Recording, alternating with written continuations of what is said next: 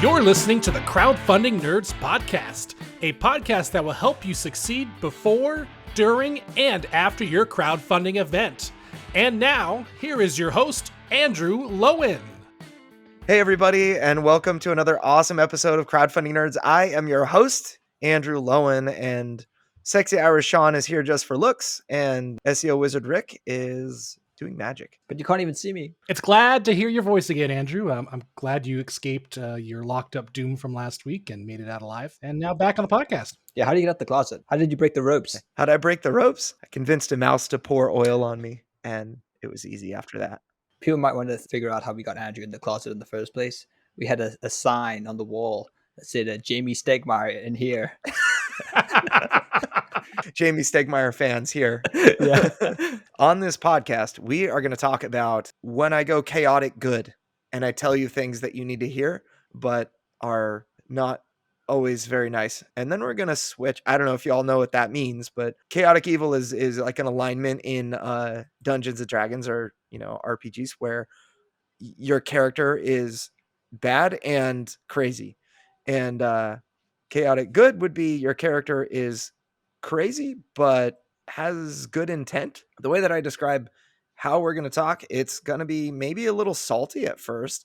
And then what we're going to do after we explain a point is we're going to switch into like the good, like the lawful good version and say, well, how can you overcome this? Or how can we deal with this? Sounds just like kettle corn. Yes. Salty, then sweet. There you go. Good enough to eat. Just like kettle corn.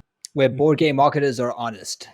Yes, if we weren't honest with the people listening to this podcast, it would be a disservice to them. But first, a little disclaimer. There are many of our past clients, present clients, future clients listen to our podcast. And some of them came to us and said, hey, I'm so sorry for sending you that one email. I don't mean to overstay my welcome and to waste your time. And you are not wasting our time at all. Like, we exist so that you can talk to us. I want you to communicate, and communication is good. I would much prefer more communication to less. We were talking about something else. Sometimes people will demand service that's outside our expertise, like, logistics services. That happened to me the other day. There are certain areas we are experts and other areas that we're not, and we can give recommendations, but we can't do these things for you. You shouldn't pay us to do logistics services. Oh, we could always try. Do. Yeah, I'll try. I shipped t-shirts before. If you are one of our clients and you're listening to this and you're concerned that you may have done something wrong or whatever, we are not talking about you, because the client, or rather this is more of like an idea, not a particular person. When I say client, I'm doing like huge air quotes right now. The type of client that is the problem client doesn't care at all. So if you do care, then we're not talking about you. The type of client that we're talking about will use us up and until we're it's like a vampire sucking the life out of something until it's just a dry, dead husk. The vampire does not care. That's kind of what we're talking about. Instead of thinking, oh, are they talking about me? It's more so what information, what principles can you take from this and move forward with it that could apply to everyone. So this is why we're doing this. It's not because we're trying to call a specific person out. It's because we're trying to really equip board game developers on how to market their games more effectively. Yep. The nature of the way that we do business leaves us vulnerable sometimes to people that take more of our time. And it's that way by design. We're not charging more for service so that we can afford to spend more time with the people that take time or anything like that. But I understand that different people have different needs and and expectations as far as communication and all of that. And so we try to be flexible. We really try to be flexible. But I can tell you that if you are a client that, really, really oversteps your bounds, I wouldn't be talking to you on a podcast. I would call you, or I would, I don't even like sending emails to have hard conversations. I like to do it over, if we're half a world away, I do it over Zoom or at least a phone call, because it's important that a client that was, maybe giving us trouble would hear the inflection in my voice and maybe even see my body language on Zoom and so that they would know that I care about them. I think one of the worst ways to try to issue get some kind of correction would be indirectly on a podcast. Yeah, really in any written form, it's a poor way to get a positive result through communication, in my opinion. It's a way to share information, but not to reconcile problems. And yeah, the reason we've created this podcast is because we care about the board game industry, and we want to equip board game designers and developers to achieve their goals. A lot of people on our team are themselves board game developers. We're all board game players.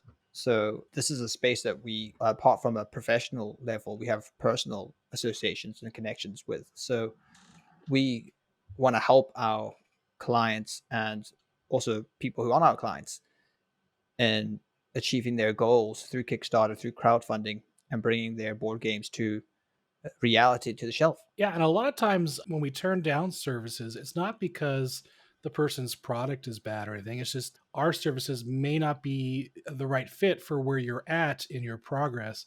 For example, we've said before, if you're already in the middle of your Kickstarter, halfway through, we're not the best fit because we actually help build your fan base.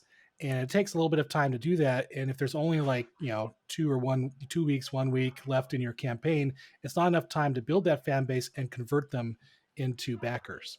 Yeah, there are a lot of factors that we look at before we take a client or turn someone away. And I never like to turn somebody away without giving them another string to pull on. When I tell somebody I can't help them, I want to share resources that they need in that moment, or another person, that can. So will we get into it? Number one. You wrote number one. So let's start with number three. Number three, which is number one, the new number one. Because it's so relevant. I think it's one of the things that people were concerned with that were our clients. And I think, we could probably talk about this for a while. Remember, I'm chaotic evil Andrew now. Chaotic evil. I'm bad guy. Messaging me every day will not make me work harder. LOL. Sting. The truth hurts. Mask is off. Lawful Good, Andrew. So I will never try to or say anything to a client for messaging me too much. Like I said, more communication is much preferred to less communication. Less communication can sometimes be a really bad thing. More communication is never bad. What happens, though, is sometimes people will send thoughts that they've had in an email, and it's like 1 or 2 lines, and then they'll do it again and again and again and again, and then 5 emails in the same day. Every one of those emails causes me to stop what I'm doing, look at the email. Oftentimes, if I were to address every one of those emails as you think them and send them, that's going to be 5 minutes an email. 5 minutes to not only read it and respond to it, but also get back to what it is that I'm doing, assuming it was a short response. So what I do is I compartmentalize. I don't check my email all the time. I see emails come in, and sometimes they're super critical. It's like, help, my website's down or whatever. We'll jump on it right away. But a lot of the time when I see emails come in, I'm like, okay, I have emails. When it's time for me to check emails, I'll address all of them at once. So it actually helps quite a lot if you would send me one email with all of your thoughts. It helps me to be a lot more organized, and it avoids that issue of, communicating too much. Another way to think of it is if we've scheduled a certain amount of time to work with an account, let's say it's, 30 minutes to work on this account during the time period or something. And if you send us a bunch of questions or messages, we'll have to spend, let's say, 50 minutes working on the account. And then the other 15 minutes responding to you, maybe explaining everything we just did in the last 15 minutes. So too much communication can have a negative effect, which it slows down the entire process. Communication's good. If it can be limited, then it should be. And a lot of the time when somebody sends thoughts through in that kind of haphazard manner, the one email here, then a Facebook message, then an email, then a Facebook message, then a whatever. It's often because they're in the middle of their Kickstarter campaign and their wheels are spinning hard on, thinking about their game and how they're going to promote and what they're going to do and what could we do better and that kind of thing. That is very natural during a Kickstarter campaign. And we actually, when we take on a Kickstarter client, we kind of plan for that. Our fee actually increases if we're going to do ads during a Kickstarter campaign, partially because of that reason, because you are focused on it and it is your time to make that money, right? And so we need to be more responsive. We need to factor that we may have multiple communications with you, that you may be spending more money on ads, that you need faster responses because, your campaign is 30 days long and that's it, right? Or whatever it is, 24 days long, And so that's one thing that we actually account for. But a lot of the time when somebody's in the midst of Kickstarter and is I'll just use the term, freaking out, and they're sending us emails and whatnot. Maybe they're asking for ideas or looking for report, a quick report on the ads, or they're saying, hey, I had only this many backers, but I've spent that much money. What's the deal? And that kind of thing. It's because they don't have other things to focus on.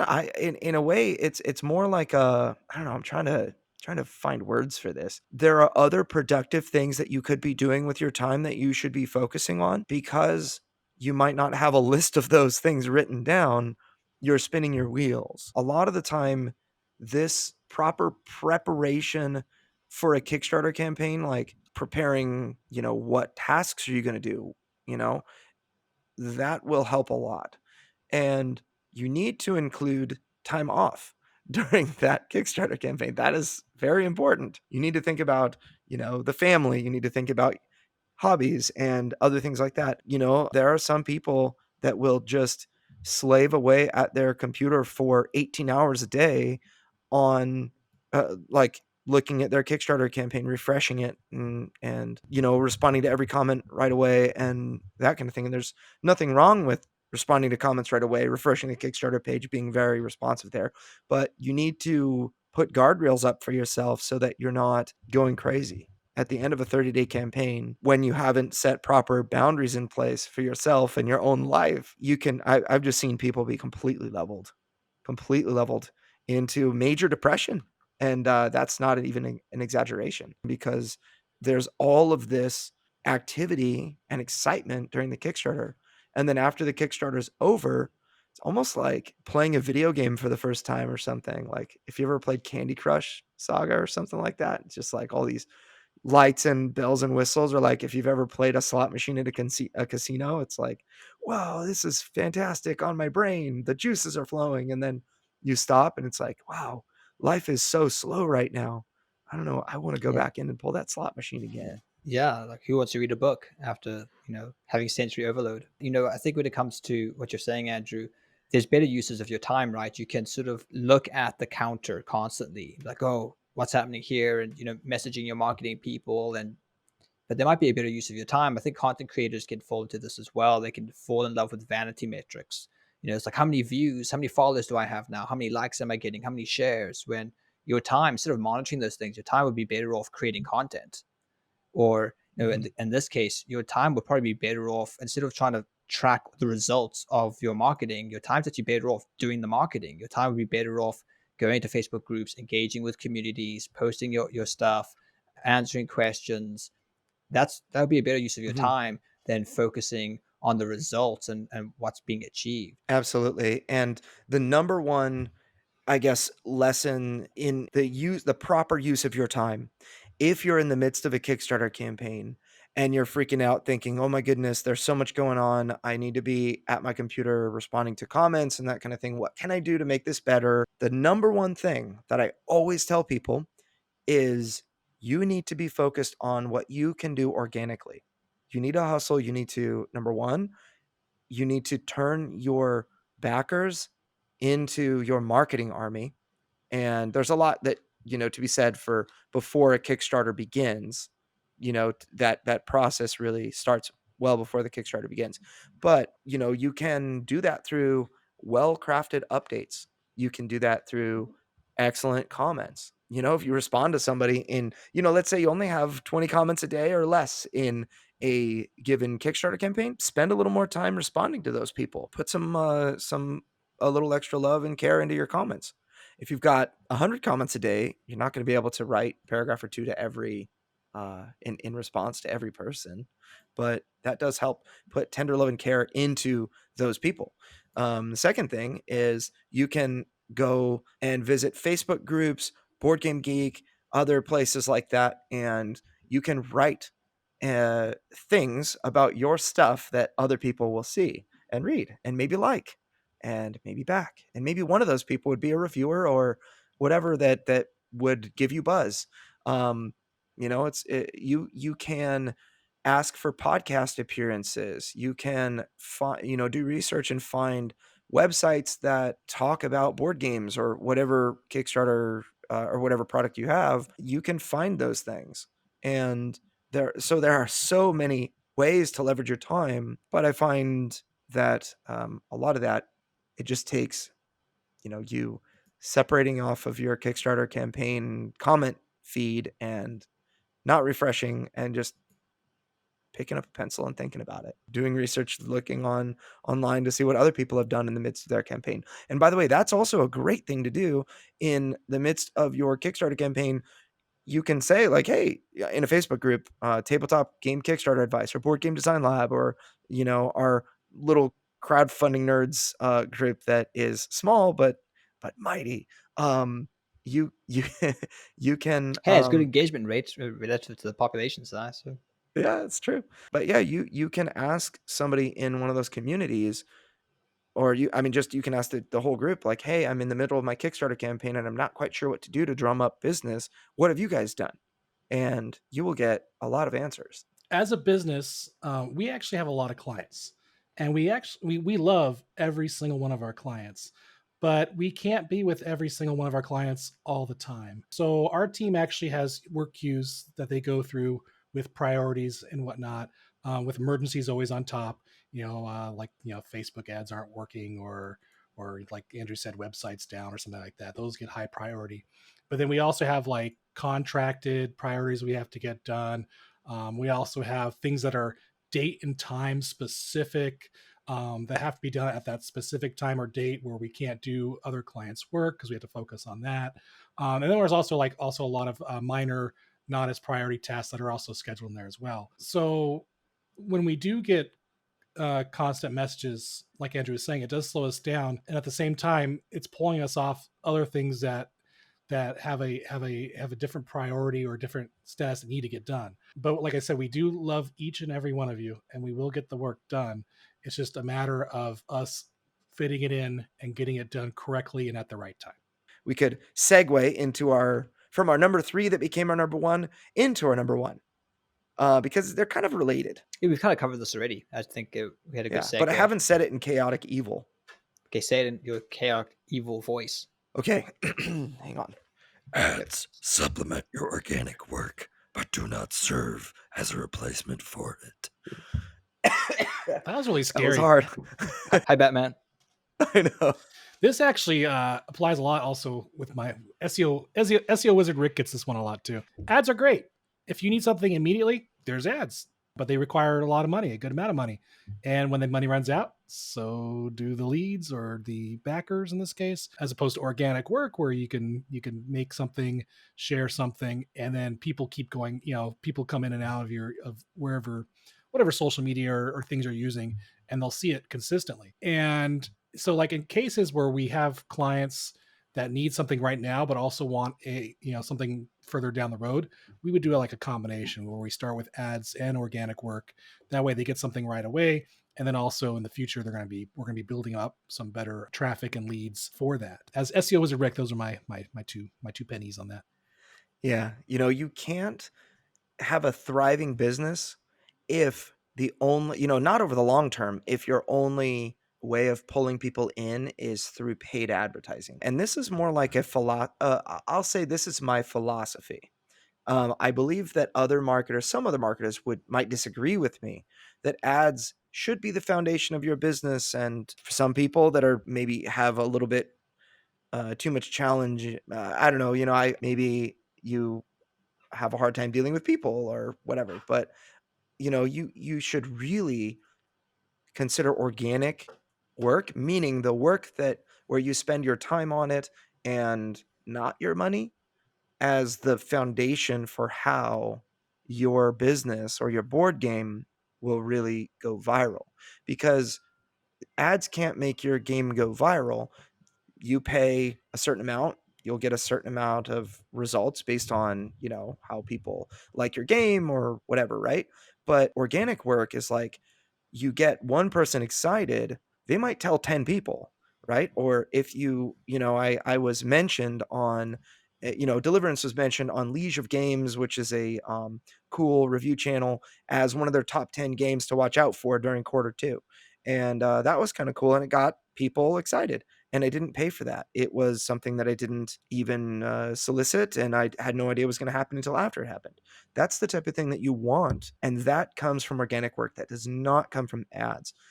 Ads only bring people to like your page, to sign up for your emails, but the organic work that you do, which is after somebody signs up, or maybe even before they've signed up, you are sharing information. You, like, every email update that you give is information that will turn someone on or off to your product.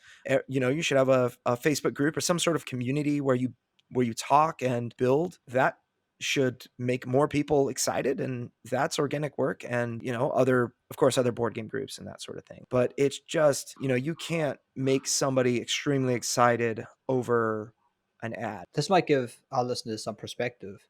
We are a digital marketing agency, and we specialize in Facebook ads, Google ads, you name it, paid advertising. But we as a business don't have any paid advertising. We don't use paid advertising. So I think that shows you the importance of organic marketing, the importance of building your business on a reputation, serving people diligently. Because we as a marketing agency, we're not running currently any paid advertising bringing in leads to our business. Which leads us on to point number 5. Yes. I wish we didn't have to use Facebook, but we do. Number 5. It's funny because personally I don't like Facebook and I don't use it, but I keep ending up back on it. Just when I was out, they draw me back in. Well, there were some events my organization was doing, and they're only on Facebook. So I hear from someone, "Oh yeah, did you hear about this? Are you gonna help out?" I'm like, "What?" So of course I have to sign back into Facebook, reactivate it, and then check. Yeah. But if I didn't have to be, I wouldn't be. Yeah. Facebook is a pain in the neck for a lot of reasons. It's wonderful for a lot of reasons. For me as a marketer, getting all of your information, it's crazy the amount of data that I have to sort through in order to effectively market products. I wish there was like another competitor that was just as solid. Tell you what, I do not care who it is. Facebook is the big giant, but if somebody else develops an ad platform that's just as effective, I'll use it. I don't care if it's Donald Trump's new social media thing, which I heard some rumor about, or if it is Jeff Bezos and his new social media thing. I will leverage that to the max. But what I cannot stand is Facebook's customer support. I cannot stand it. Because as an agency, it's like, hey, I want to spend money, and my employee's account is locked, and we don't know why. Or you think this pair of dice is an explosive material that I'm trying to sell. Or this little orc miniature is a weapon. They also randomly show up. It's like when you need them, you get no response. And then when you're doing something where you don't need them, all of a sudden, "Oh, hi, this is so-and-so from Facebook. I want to help you out." How can I help you spend more money today? Yeah, I've had my fair share of Facebook troubles this week, being in and out of Facebook accounts. We usually have secondary Facebook accounts that we only use for Facebook ads, just in case something ever happens to our primary account. We can still log in and manage our clients' ads. Well, what happened to me this week is that both of my accounts got compromised. So I had to make a third account. And there's no way of really contacting Facebook in a meaningful way. It can be very frustrating when you're sort of in this no man's land waiting for Facebook to get back to you. And oftentimes the person you've contacted can't actually help you with your request and is moving it up the ladder. I think the real issue is these larger companies are under so much pressure that they have to put these filters in, and they put them in hastily, and they'll trigger on almost anything. And then, of course, once it triggers, it locks the account out, or removes the post or whatever. And then they only have so many people in their agency that can actually review these things. So then it gets triggered on you, you're out, and then you have to wait for someone to actually manually look at it, which can take weeks. In fact, I think someone had their account if I recall correctly, it was a friend who their account was out for 3 weeks, just waiting. Mhm. Like the system automatically shut them out. It was over. I think it was also over an ad as well. And the ad was fine. It wasn't anything that broke any rules whatsoever, but something triggered it. In fact, we were laughing in last week's episode about the grazing cow that got barred from Facebook for being, I think it was too pornographic. I think is what the ban was for the cow grazing the field. So, and then so it's at the point where, I mean, I don't want to sound political or anything, but we're at a point where it's like these organizations have to be so trigger happy to appease everyone, because they don't want to have something just get through and then all of a sudden now they're the target. They're doing more than they should to block what they think is right, and then of course now all these people who are blocked, not legitimately, are suffering. Right. And it's tough because actually there is a program, by the way, for agencies that get elevated customer support. The challenge is that you have to be a relatively large agency. So you have to spend $5 million a month in ads through your agency account, or the account's connected to your agency in order to get that service. And we don't. So shoot. Or have over 500 active current customers and that kind of thing. I feel like we'll get there one day, but it's just frustrating being the small fry, the relative small fry. I mean, you've got companies like Coca-Cola that account for a huge percentage of Facebook's monthly revenue, from ads. And so of course they would have probably a dedicated account representative, or maybe a team of account representatives that would serve them. But it's just kind of a bummer that we don't have that on our side. With Google, you do. So when you use Google Ads, you actually have a rep that can help you, that can log into your account and see what's going on and that sort of thing. But Facebook, they specifically protect those people. They protect the quote unquote internal team that manually reviews stuff and says, "Oh, that miniature is not sexualized. It is It's a figurine. It's not a weapon. Yeah, it's a figurine, right?" So it's holding a and gun. that may exactly, with full armor on, and it's not bikini armor. So anyway, it's just one of those things that's a little frustrating. And what will happen is if you use Facebook support, they will tell you like, "Oh yes, I see that this is the problem. Well, decision has been made and it is final." It's like one time I was banned from Facebook on my personal account, so I wasn't able to advertise. And it was because of something that I did while advertising. I had a client, actually a really awesome client. His name's Marco, and he runs Raybox Games company called Legions of Steel. And I think they even have a Kickstarter coming out soon for like alien sci-fi minis.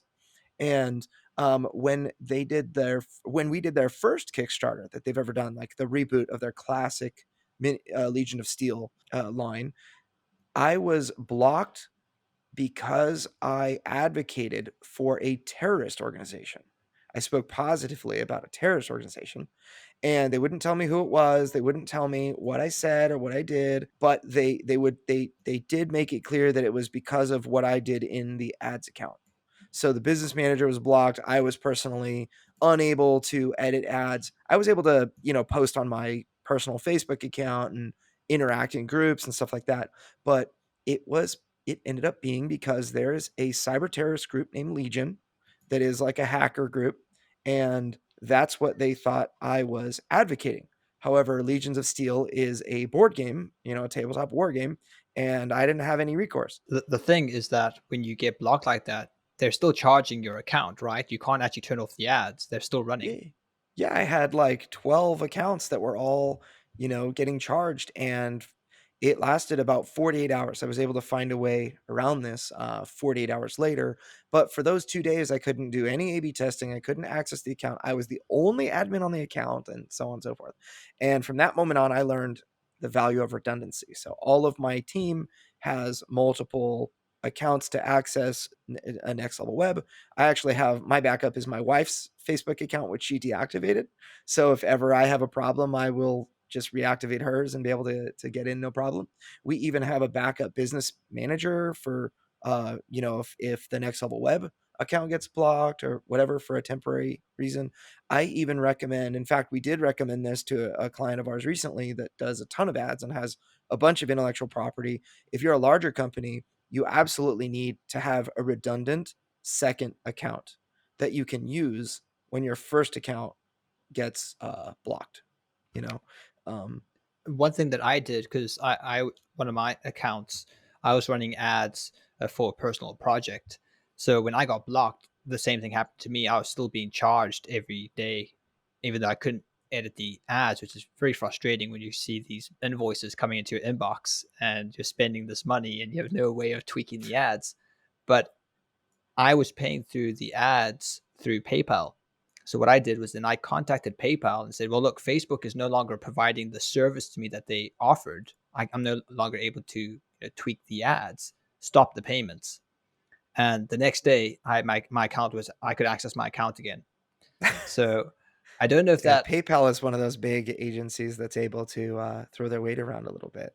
And I think once you start threatening the cash flow, I think you might be able to move things faster. So that might be a strategy to employ if you're concerned about being blocked on Facebook, is to pay through PayPal. It does make it more expensive, obviously, because you're paying for PayPal fees. But you have that ability to stop the payment if you do get locked out of your account. And it might be something I do always just run personal ads, just even if it's 20 cents a day, so that I have that ability to threaten the end of payment. Yeah. Now let's get into number 4 is really depressing. Yeah, might hit too close to home as well. You got number 2 and number 4 left. Okay. Choose your destiny. Let's get into number 4 because it's the worst. This one stinks. It's the one that hits in the feels. Yeah, so, it does. This just hurts my feelings too. Yeah. So I am gonna say it. Sometimes the market isn't all that excited about your game. Sometimes the cost is high because people don't like your game. That started to hurt my throat. Yeah. So yeah, the reality is that when your ads cost a lot, your CPA, your cost per acquisition, the cost that it takes to, you spend in ads in order to get a single email address. We aim for, $2 to really, it's like $2 to $4 is what we consider acceptable, but we're getting results for as low as like 30 cents per email subscribe on one of our accounts right now. And sometimes the market is trying to tell you something if you're not getting emails for a good price. And I stress the word sometimes. There are a lot of factors that can result in maybe not getting an effective cost per customer acquisition. But one of them that you have to consider is that your game's not ready, or that people don't like it, or that they aren't excited about it. And it's not like you're at a dead end if that's the case. I want to stress that the market decides what succeeds and what fails. That's basically a capitalistic model. We decide based on what I want to spend money on if it is going to succeed or fail. And if I don't like it, I'll let you know by not buying it, right? Or whatever it is, right? And just as a customer, not me personally, but just speaking broadly about customers and the way they behave. And one of the reasons that they may not back is because the game just isn't as good as another. And the that's a hard thing to hear as a game designer. But as a game designer, you need to be comfortable with hard news like that. I remember, Deliverance has been a 5-year journey, and by the time it hits Kickstarter, it will have been like 5 years and 8 days. It's crazy. And so there Older than some were of your kids. yeah, it's like my third child, and I have 6, so I guess including Deliverance, 7 children. It's like older than the middle child, and whose birthday is tomorrow. But Oh, happy birthday, middle child. yes, With so many kids, he's got like birthdays every day. I know, almost every month. I remember the first time I took Deliverance to an event. Rick, you and I were at Kingdom Con San Diego, and we did this unpub event, and That was I a was fun really little event. excited. I like Right? that. Yeah. Yeah, it was a fun one. I actually, no, it was the year before I got involved in actually running the thing. I was by myself, and it was like a paper cardboard game, and this one guy sat down and he was like, all right, what am I doing? And I'm like, you're an epic angel slaying demons. And he's like, wow, that sounds great. And I remember he's like, all right, I want to use this ability, fireball. Like, okay, you deal 1 damage. He's like, 1 damage? That sucks.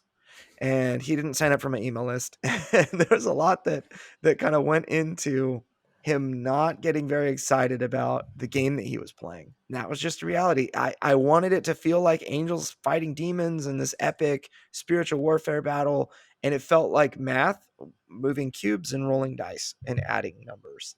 It's like it just didn't feel like it should have. And if I brought, let's say I did all the graphic design and art and everything like that, and I brought that version of the game to Kickstarter, I mean, we could find 300 backers for almost anything, but I would have found all of the people that were willing to give it a try. And that's it. I wanted my game to be loved, right? And it wasn't ready. So one of the keys in this is, and I'll probably say something that I'm going to say already, and that you should be doing, but may not be for one reason or another, and I completely resonate with all of those reasons. You need to play test your game publicly. You need to get feedback from people who don't have a stake in the game, that will say, this game sucks, I hate it. And they have no idea the designer is standing 2 feet away, right? Listening like a wallflower. They need to be comfortable saying exactly what they think about your product, because this is your market testing, and it's an essential component of the process to bring a thing to Kickstarter. If you assume that people will love it because you are in love with it, there's nobody that loves any one of my babies more than me. And there are a whole lot of people that love my babies less than me. So if I show home movies of my kids to you guys, I mean, there will be a point where you get extremely bored and just don't even care. So I need to show you guys the good ones, right? And I need to do some market research to figure out which is which, so that we can make $10,000 on America's Funniest Home Videos. There's also a couple other factors involved too, and that I've seen. It could be too niche, or in America we say niche, of a like a what do you call it, a theme Of a product. for your product, or it's a very, very small market, or it could be like your theme could be something where there is no market yet. For example, let's just say I'm going to make a board game about managing your diabetes. It might be the greatest game in the world, but I don't think there's a market for it, and that's going to also be an issue when it's time to take it to Kickstarter.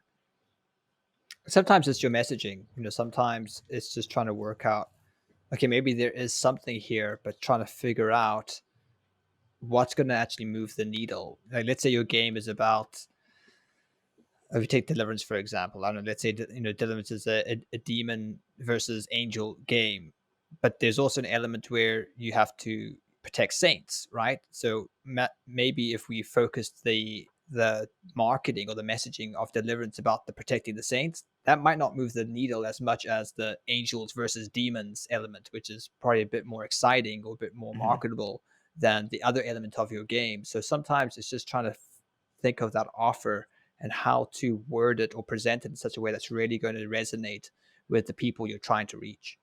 And another solution is to find, like Sean was saying, is to find many different angles to your game. Just like a social media, there's so many different channels to communicate to people. Your game also may communicate to people differently as well. So someone may like the idea of protecting, where someone else might just want to hack and slash. So you'll when you're not sure and you have a new game, you definitely want to do a lot of A/B testing to see if any of those categories are a big hit or not.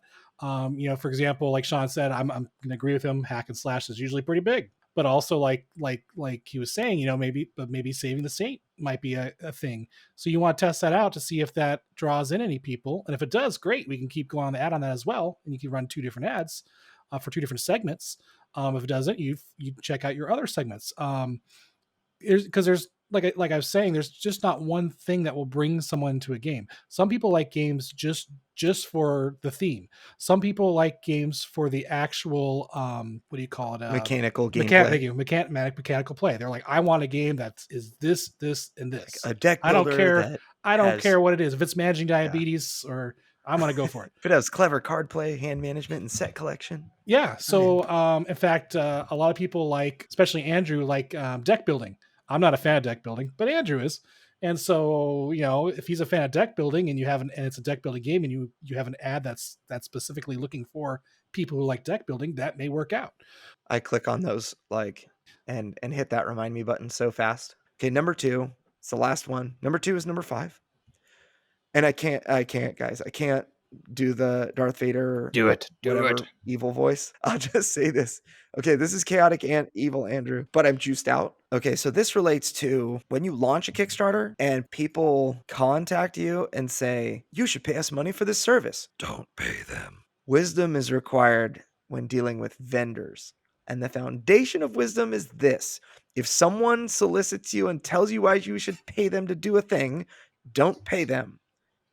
You ask someone for a recommendation first. In this industry, there are a ton of people that can give recommendations based on positive firsthand experiences.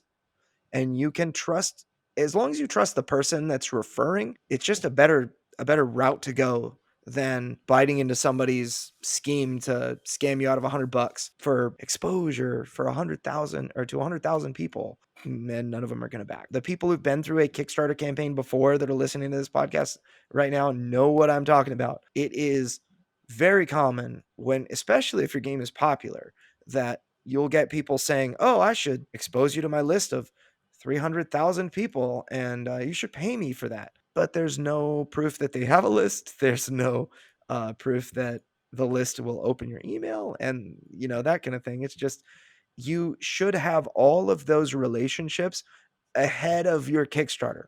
If you don't have a trustworthy referral and you really need a service, you can always Google it and, vet the people that you find. Like if you Google board game Kickstarter marketing or whatever, you'll find us on Google, and you can look at our reviews and our client testimonials and our results and that kind of thing before you call.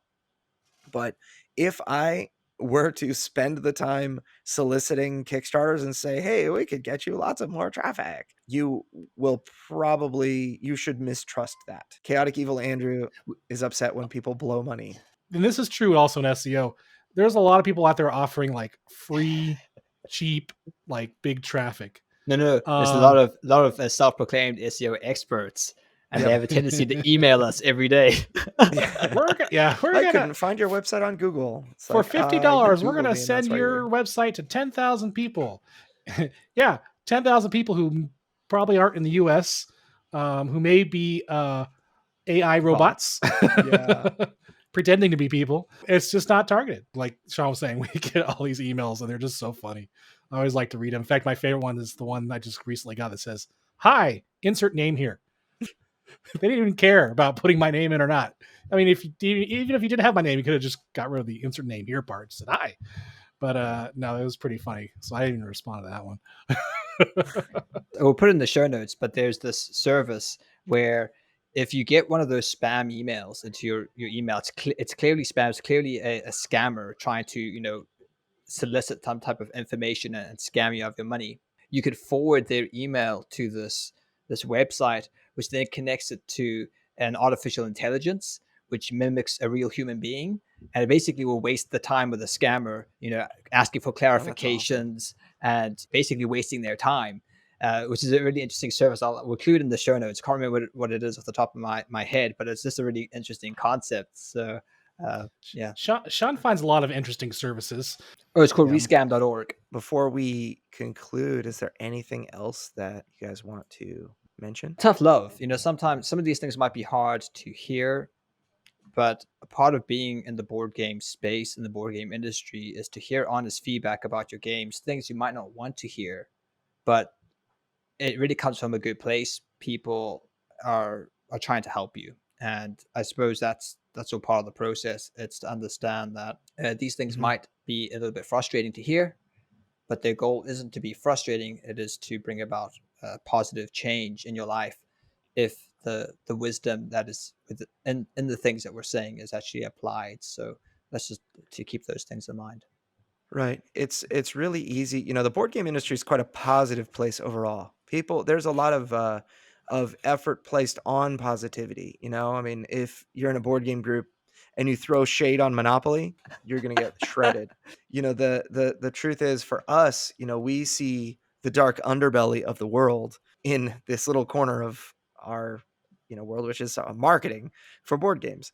And there's a lot of negative results that happen here because of some of these things that we talked about. And I think the most positive thing I could do for anybody listening is tell them what those things are and tell them how to avoid or do better or overcome them, or that kind of thing. And that's what we're here to do. The Bible says faithful are the wounds of a friend, and we're trying to be your friend. I'm not sure if I want to be wounded. It's like a surgeon, he's got to cut you open to help you. Yes. It hurts, but it's a good thing. Anyway, I think that's all the time we have for this week's episode of Crowdfunding Nerds. For more great information, articles, resources, and to listen to our previous podcasts, visit us at crowdfundingnerds.com. And if you're an SEO expert, make sure to reach out to us. If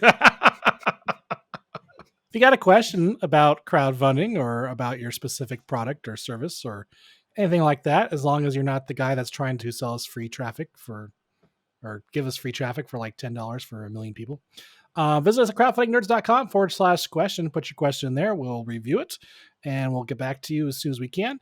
And if it's a great question, we'll include it in a future podcast. So for all of you out there, stay nerdy, work on those games, and we'll see you next week. Stay nerdy. Keep it noted.